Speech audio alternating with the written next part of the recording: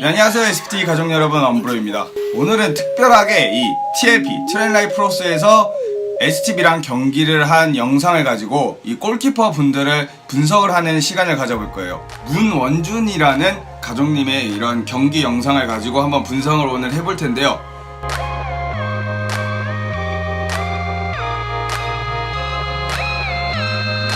우선 제일 먼저 볼게 볼이 왔을 때 백패스를 어떻게 처리하는지, 그리고 골킥이나 혹은 본인이 캐칭을 했을 때 볼을 어떻게 처리하는지에 대해서 한번 알아보도록 하겠습니다.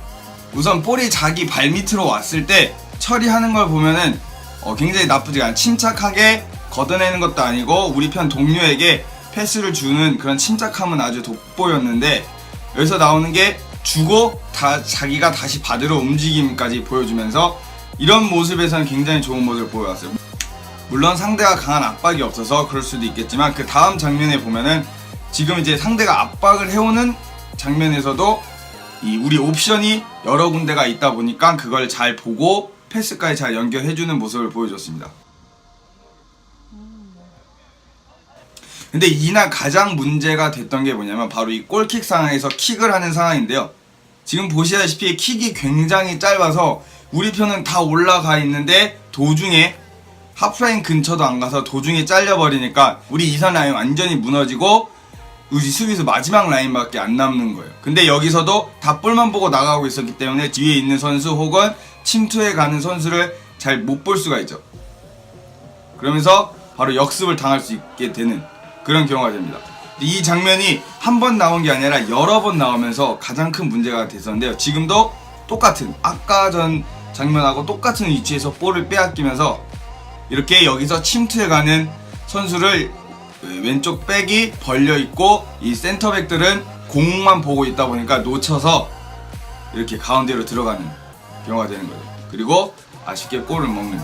그래서 이런 골킥을 할 때는 가운데로 차거나 중간이 잘릴 것 같으면 차라리 사이드를 주거나 혹은 내려오라고 해서 패스로 나가는 게 훨씬 더 좋을 수가 있습니다. 지금처럼 이렇게 사이드로 주는데 제 생각에는 여기서 사이드 백이 멘트가 없었기 때문에 사이드로 찰 거였으면 아예 이 라인에 붙어있는 사이드 백한테 주는 게 훨씬 좋았던 거죠. 그래서 지금처럼 옆으로 내주면서 가져가거나 혹은 아까처럼 사이드에서 볼을 주면 이 골킥 상에서 골킥이 약하더라도 프레처 나올 수가 있게 되는 겁니다.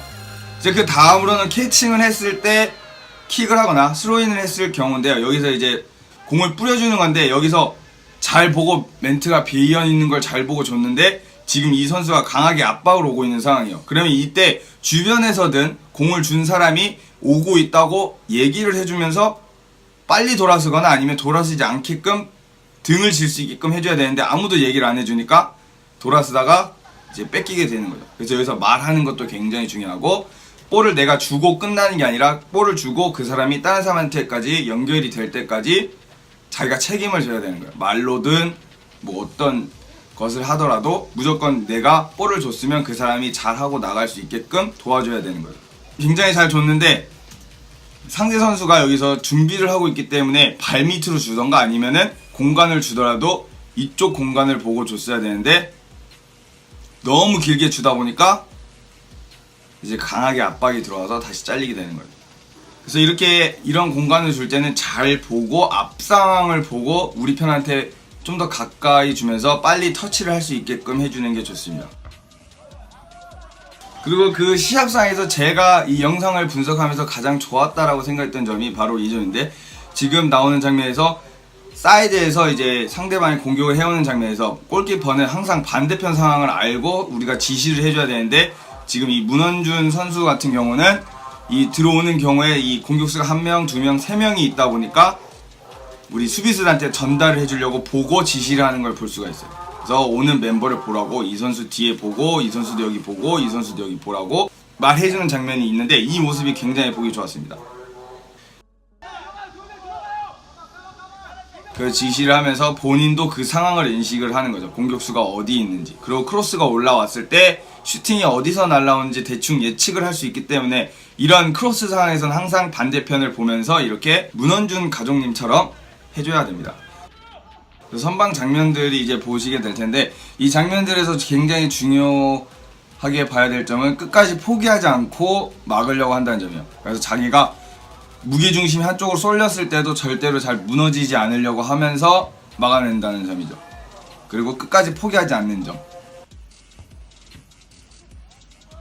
지금도 어떻게 보면은 들어왔을 때 한 번 무게중심이 한번 쏠렸는데 그대로 무너지지 않고 버틴 다음에 슈팅할 때까지 나와서 막는, 그리고 다시 일어나서 또 막으려고 준비하는데, 이런 포기하지 않는 점들이 굉장히 좋았어요.